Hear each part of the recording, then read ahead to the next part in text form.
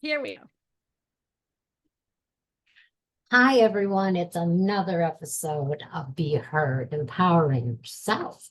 Um, I have some pretty unusual guests on here, as you all know. I like variety. I've had makeup artists and I've had activists for women's rights and all kinds of things, women talking about abuse and things like that.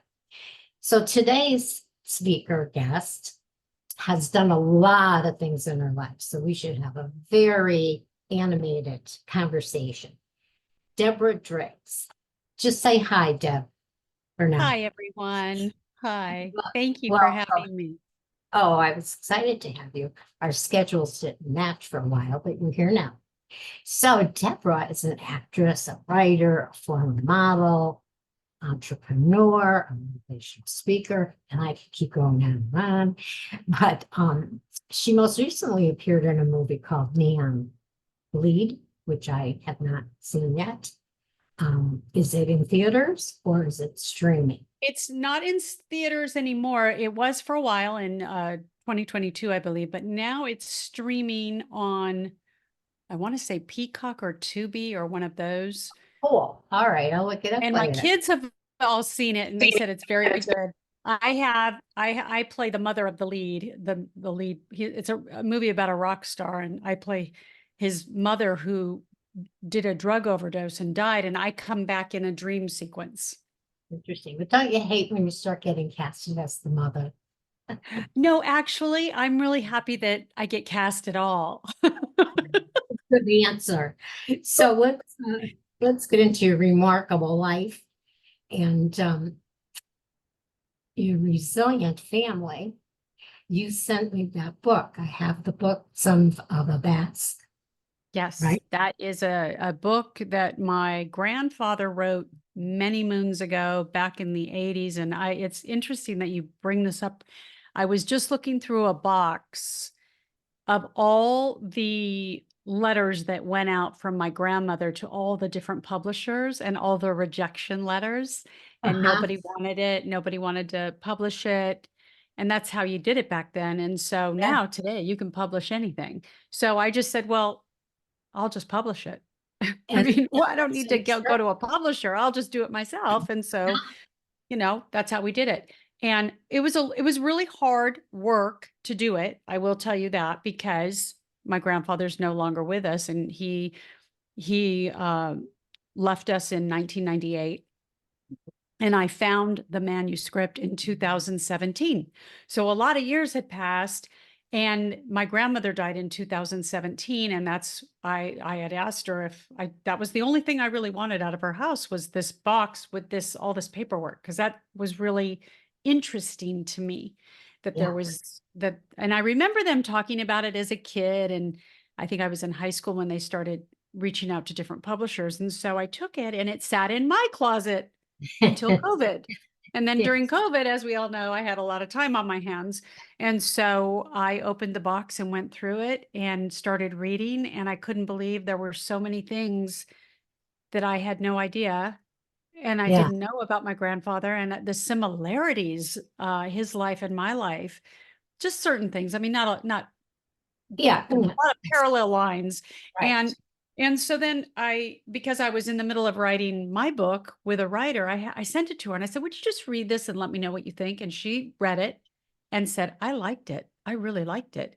And I said, I think I want to kind of rewrite it and because I wasn't sure his intention, if he wanted it to be an autobiography and unfortunately, when that person's no longer with us, it has to be really a fiction. And so we made it into a fiction, Mhm. and I had to, the timeline was off in some places, and we had to Yeah. go in and create a timeline, and that took 6 months. And then it goes Yeah. to different people for editing, and I then, understand it all. it was just a very deep, but I learned a lot. I learned a lot in the process about Yes. book writing and book Yeah. publishing and Yeah. self-publishing. It was Well, that- fascinating, that whole world. And then I got asked to guest write in several other books, and I found that process very fascinating as well. So it's been very interesting. But I think 2020 caused a big shift in a lot of people's lives, including my own. And I wrote and self-published a book, um, Raised by Wolves, Trapped by Demons. And I will send you a digital copy afterwards Please, as a please gift do. to the I love show. the title. Well, the wolves were my parents Of and the course. demons were the men. Until later on in life, I found out I had my own demons too. But anyway, I understand that whole process. It's so wonderful that we're able to do things like self-publish. That's I the end. know. I God. know. But let's get into your journey. So I believe, if I'm correct, you launched your successful modeling career with the Playboy organization, right? In a Well, parent. let me back that up just a little bit. I actually launched that in Japan in 1983 and 84. Playboy wasn't until 1989. So I went to Japan to dance in 1983. While I was in Japan, I had offers to do catalog work and commercial work and be the funny girl and be the face of different products in Japan. And I had never even considered modeling. I love to dance and I love to perform. And so all of a sudden I got launched into this career in Japan. And then I came back 6 months later from Osaka and got an agent right away because I had a few tear sheets at this point. And I got an agent and they sent me out on my first audition, which was for a Japanese product called Creep Christie. And I booked it. It was like a week's worth of work. And I remember thinking, they're going to pay me 700 a day. Like I couldn't believe that money. Like it was so amazing to me Yeah, that yeah. someone was going to pay me that. So that was my first job. And my agent loved me because first audition they send me on and I book it. That's unheard of. Um, It's his percent. yeah. And so they were like, okay, this girl's on a roll, I guess. And I did a lot of commercials for Japan here in America. And Mhm. then in 1989, after now I have acting agent, modeling agent, commercial agent, I'd done commercials and guest spots on in TV. Then Playboy came Okay. calling in 1989. Yeah. Okay. All right. So did you get to meet Hugh? Hef, yes, of Yeah. course. Loved Yeah. Hef.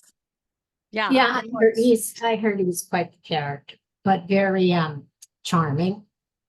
Is Oh that my gosh. I would say he was very quietly funny. You know, he was an interesting man. He wasn't gregarious or he was very yeah. quietly, he was smooth. You know, he was just smooth and he was Yeah. funny. He had a great wicked sense of humor. Well, Um, he was charming and he was so smart. And you know, a little intimidating for me at the time because I was very young. And I mhm. remember my first time at the mansion, what do you say to the man who's got the number 1 magazine in the world? Yes, you exactly. know, you So know, and how'd you get into the music videos? into the That what? Sorry. the music videos. Oh, you mean, how did I become the host of Hot Rocks? Oh no, no. Did you? Oh, maybe I haven't gone. I thought you just appeared in videos. You Oh, act. well, I did a lot of Playboy does a lot of like, oh, they'll take the Playmates to, you know, I think we went to Puerto Rico and we did this video called Playmates in Paradise and did a video like that. But my big break really was when Playboy came to me and asked me to be the host of Hot Rocks, which was a new platform for all the music videos that were not being shown on MTV or VH1.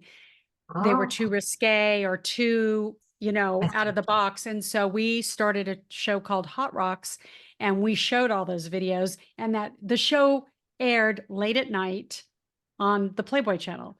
And so it was videos that nobody else dared to show and a lot of really beautiful bands that I got to meet, you know, Red Hot Chili Peppers and I think my first interview was with Barry White. Wow. Oh, I love it. Yeah.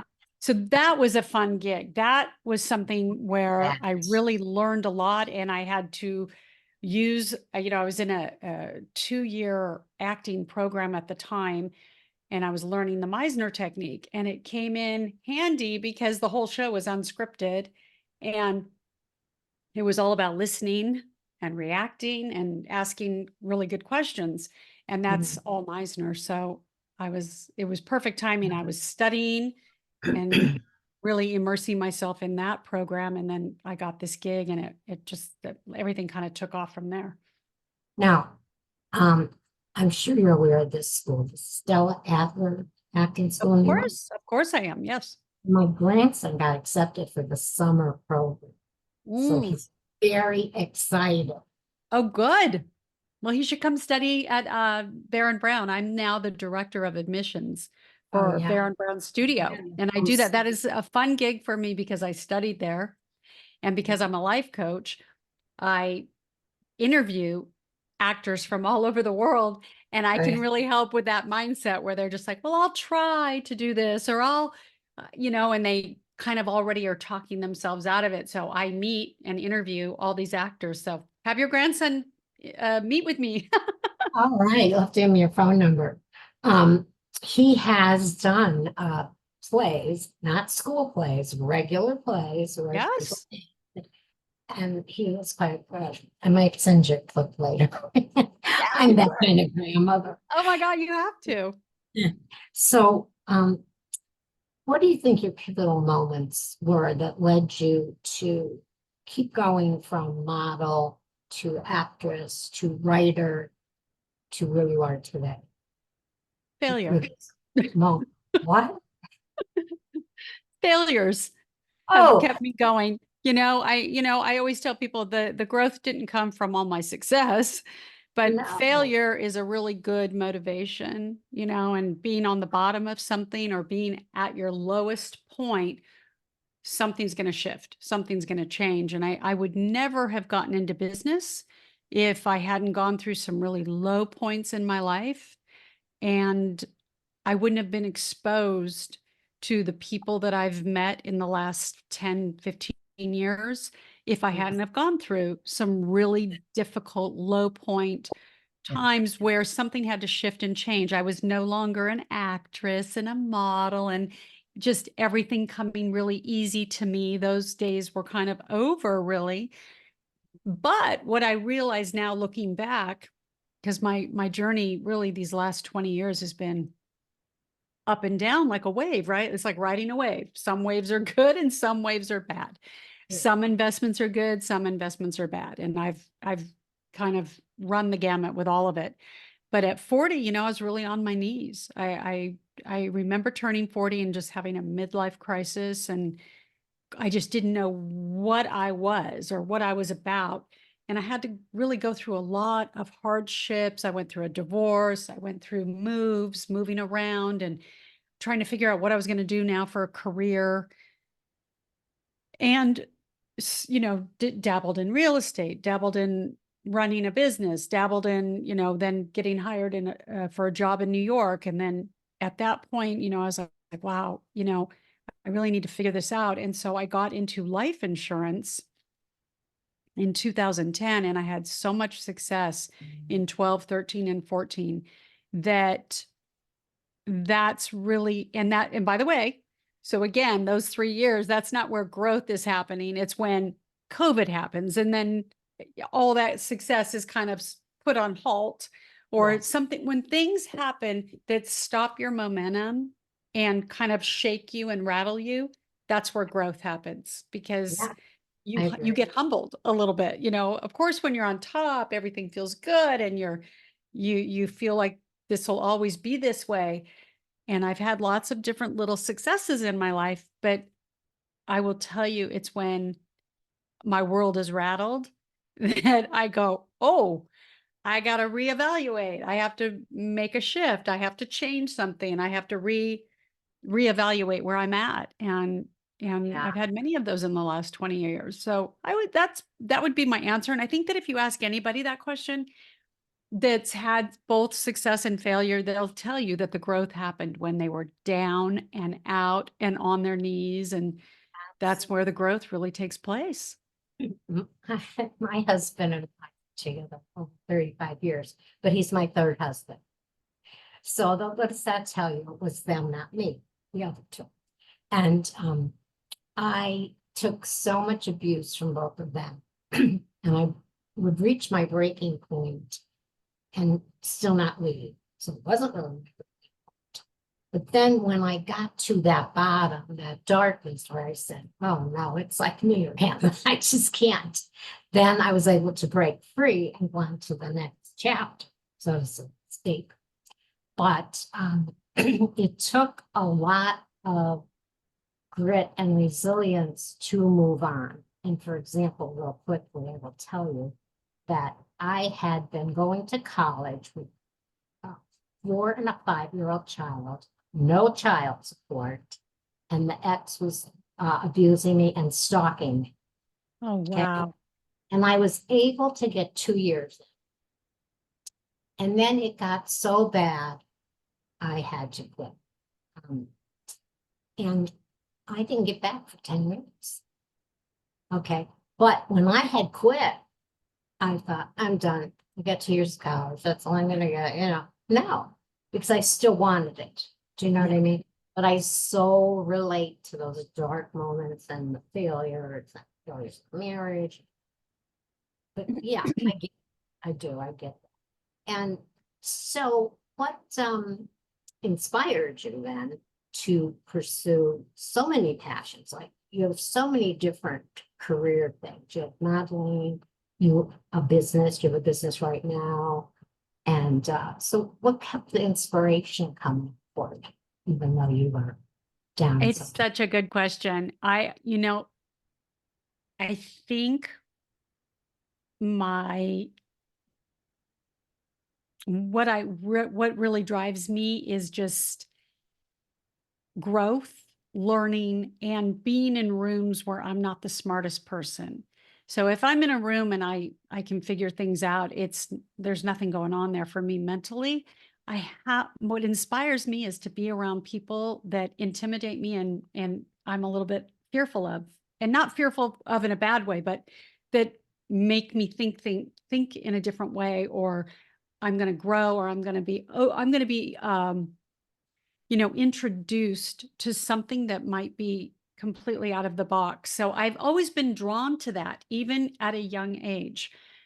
I get bored very easily. And so if somebody said to me right now, Deb, do you want to go to Africa and, volunteer and live on a farm and learn how to farm? Like I would consider that. Like I would actually listen to it. I may not do it, but that's what I'm like always being introduced to different things. And that's what inspires me, because that's what life's about. It's not supposed to be a 9 to 5, And sitting at a desk, doing the yeah, same thing every single day. You can't be creative in that environment. and I can't think right now of where I got it from, but there's a thing called the 8 C's, and for a successful, inspired life. And one of the C's is curiosity, which is kind of what we're talking about here, right? Yeah. And when my friends with COVID, like, tailspin, I'm caretaker for my husband, and I have autoimmune, so we kind of were like stuck in the house. And I got very depressed, and I went back to therapy, which I'm very familiar with. And she said, why don't you go write? I said, well, I'm not a writer. She said, well, then be a writer. And Yeah. that's how I wrote my first book. But again, I went down the rabbit hole because my curiosity about how to do everything, like, no, I don't know how to do this. Let me find out how. Okay, I can't find a publisher. Let me find out how I can publish myself. So that curiosity and wanting to reach that goal was what got me through, which was a dark time for a lot of people, I think. Oh, yeah. Yeah. Yeah. And curiosity is such a great tool, because Yeah. I use it every day in when something feels off, or somebody's energy feels off, or somebody reacts to me in a certain way. Instead of me reacting back, which is just, this, I get curious. I'm like, wow, what's going on here? I'm like, my new thing is now, wow, that's fascinating. Instead of treating everything like it always happens. Mhm, That's where we can get into, that rut. If we mhm, can be surprised by everything and treat everything like it's a fascinating new moment, then it mhm. makes life more interesting. And Not most every Yeah, because of our brain, because of our brain will tell us this is like that thing that happened in 1986, but that's not true. It's a people new event that's happening right now, and it is fascinating when things I would have happen. never married again. I stayed in 1986. Um, the thing I was thinking about too is a lot of people when they say, "Oh, that is fascinating," but I would never be able to do that. I would never be able to learn that, you know. Yeah. So that's they're lacking that curiosity because Well, they don't have, the language tells you everything, because the minute somebody says, "I would never," well, then they're right. they're right. Yeah, Mhm. language is so important. The Yeah, minute people say never, or it always happens, or it never happens, or I'm going to try to do that. It's like the language is what we get. that's So if right. we tell ourselves that this always happens, then guess what? It keep They will. happening. Yeah, And yeah. so I always tell people, be careful But what you give to the energy around you, or the universe, or whatever you want to call it, yeah, words because have it power. Yeah, your words have power. They do. I believe that. I really totally, believe. totally, 100% they do. I'm in a meditation group on Thursdays, and the part where we're in meditation, our leader always says we are sending out like such good vibrations into the world. Yeah. And people think, oh, it's just somebody meditating. No, energy. The world is energy, and it's both negative and positive. And so I'm a big fan of that. And when I get in a bad mood or if I'm overwhelmed, I'll say to my husband, let's listen to a meditation. I love guided meditations. There's so many beautiful things available now. People always tell me it costs so much to heal. I go, no, it doesn't. Healing. Oh my God, I can give you 20 things you can do Oh my that gosh. are healing that cost nothing. There are apps, free apps that have meditations on. Absolutely. My one niece actually has a website where she does the bowls, The sound the bath. sound bath. Yeah. Free. And you could go on there and listen to that. There's all kinds of things on YouTube with yoga and Tai Chi. Come on, Yeah. they're not curious. They've decided it's not for them already before they Yeah. started. Yeah. So you went to the Meisner acting school or I did. no? It's in That's- LA, it's called the Baron Brown Studio, and Joanne Baron actually studied directly with Sanford Meisner back in the day, and Bill Esper, and she brought this syllabus to Los Angeles, and this is how I found her. I went on an audition for a TV show called Charles in Charge with Scotty Baio, and Wow.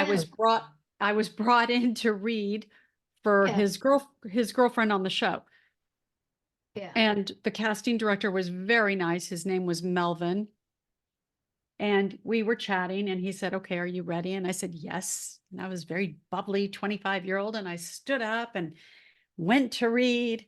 And he just stopped me. I couldn't even get through the second line. He stopped me and said, "Sit down." He said, "Girl, I would have hired you when you walked in the door because you have the right look, but you need to learn how to act. Ooh, Your chops aren't there." And I went, "Oh." And, at first I kind of had that sunk feeling where you kind of get a little reactive. And then I said smartly, I pat myself, I said, "Where do you suggest I study?" And he said, "Go study with Joanne Baron."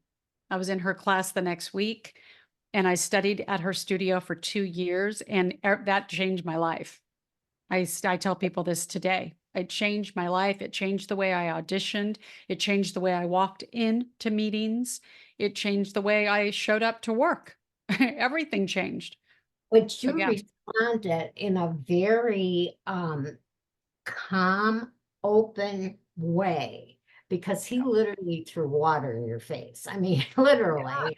It's He, like, you know, And this is probably why I think today I say this in business all the time. I'm working right now with a partner who every time something happens, he keeps repeating it over and over and over again. And I go, stop, let it go. Just let it Mhm, go. We need to move on to the next. mhm. That will come back around. I don't know how yet, but just let it go because it's like that energy. We don't want to focus on what's not happening. We want to focus on what is happening in business. And so he just Mhm. had that's a habit for him is to keep wanting to obsess over the problem. And I said, let's go to the solution. And Yeah, it just happened actually yesterday at the office. And so I'm very aware of no means maybe. I'm yeah, very aware that when something doesn't happen, my brain immediately says next. I'm exactly. also aware that because I believe really heavily in energy and the way it works, that sometimes when things don't work out, I don't know why. That's going back to curiosity. And maybe, just maybe, I'm being protected from something over here. And I need to just focus, keep going over to where things are happening. So yeah, I think I learned that in that room that day that my that first reaction I have to tell you was that sunk, like reactive, like, oh my God, everybody hates me and I'm terrible, going to that moment and then immediately going, well, wait a second, where do you suggest I go study? Because I actually do want to be good. That Why was, don't, and that was the moment. That was the moment. If somebody were to say, what was the moment? yeah, That was actually the moment when I realized that no is not a no, it's a exactly. maybe. It was like he opened the window a little bit, so hoping that you would go through it, and you did. Now, Yes. I am an in the moment person. I am in the now. And my husband, I call him a time traveler. He's future tripping. So we'll be planning a trip to go to see our kids up in Pennsylvania, and I'll be talking about, oh, we're gonna do this and that, and I'm excited, and what should I pack? And he'll be like, well, what if we go and that one person is there that always causes trouble? Or what if we miss our plane? Or what? Oh, the what ifs. And I go, Jerry, you're a time traveler. Why don't you stay in today? Yeah. I mean, seriously. And What, it's well, and then what's the worst thing that happens if we miss the flight? exactly. I said, with any of those things you're talking about happens, we go to plan B. I mean, he just cracks me up. He does. He just cracks me up. Well, before we run out of time, I want to ask you about this. You competed in the Olympics. Is that true? Oh no, no, no, no, no, no. I So, wish that wow. that was my goal as a child. I was a figure skater growing up. And Read on the internet, people. yeah, but you know what? Listen, yes, I did in my dreams for sure. I stood on that podium with my medal and Was this I did that in my dream. I had visualization of that all the time, especially getting up at 4 a.m. You have to have some positive visualization because it's not easy as a kid to get up at 4 a.m. and go get on cold ice every morning. marry an Olympic? Yeah. Or you married a Olympic gold gymnast. That part's right? Or is that Yes, wrong? I did. Yes, I married Mitch Gaylord in 1992, and Okay. we actually met in the acting program I was in. He Yeah. was in my class. Oh, he wanted to be an actor.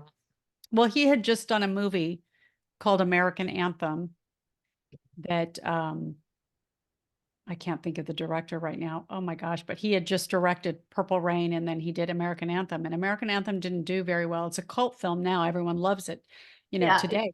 But at Yeah. the time it opened with like Back to the Future and all these blockbuster movies. So it got lost and it was a very different world when that Yeah. movie came out. So he put himself in acting as well because he was an Yeah. Olympic Yeah. athlete and he got thrown Wow. into that. Albert Magnoli, that was the director, Albert Magnoli. What sport was it again? For Gymnast. oh, gymnast. Okay, good. My husband was a star swimmer, and he was always a jock. So 12 years ago, when he got diagnosed with Parkinson's, oh boy, the time traveling started at full force. Mm. But he's still here. He is handling the progressions and ups and downs every day, and that's what he does. And we have a grandson that was born missing fingers on his left hand. He almost was like had a claw. And from 2 years old, he decided to be an athlete. Good. And and now he is a sophomore in high school. He's a star pitcher. He's a star batter. He can bat with either his left or right hand. The colleges are looking at him already, right? And I'm so proud of him because he's also an A student. You know, he's like Isn't real, that beautiful? he's very centered and stable and funny, but it's just amazing. Like you can do anything. And people don't believe that. Some people, they think, oh, I'm not first in my life, you know, I can't do anything because I don't have this correct hand, whatever, you know. So you have 3 children. I have right? 3. Yes. And I call them the Irish triplets because I had them every year. I had them back to back to back to back to back. Yeah, I always heard Irish twins, but the triplets is new. So what's your latest venture? Like, what are you working on right now? Right now, I am, I write a weekly blog right out of my journal, really. It's really just pages out of my journal.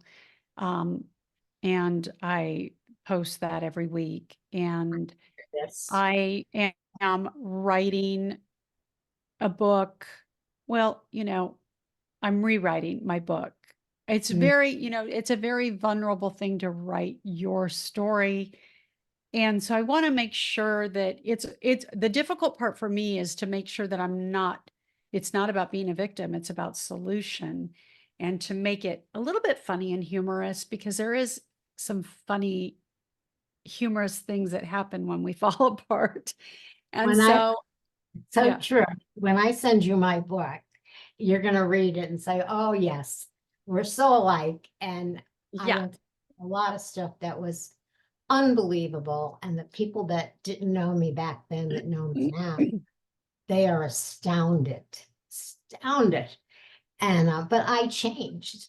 There were stages in my life where I was in survival mode. oh You God, I know all about that. know, Yeah. And then most of the time was survival mode actually for the first 40 years. But then things start getting better and then life happens and you find your path and what works for you. You have to find out what works for you, which I think you have. So now I want to end this on the note of legacy. People talk about what will my legacy be? And for me, writing these books, because I kept writing after the first one, and doing the podcast is my legacy to my children and my grandchildren.